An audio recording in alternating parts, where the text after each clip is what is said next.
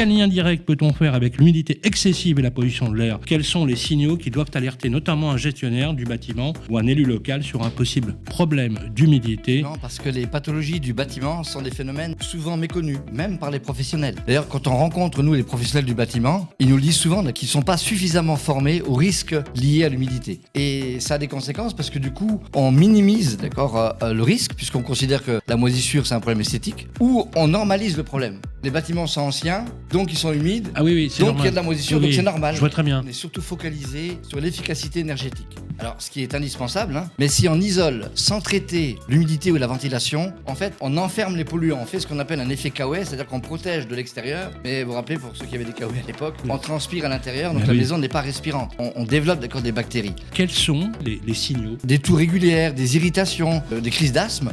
En fait, on appelle ça le SDM, le syndrome des bâtiments malsains.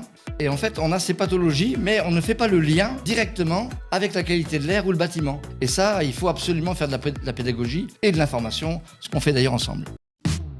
Maison Saine, une émission proposée par Murprotec sur Radio Imo.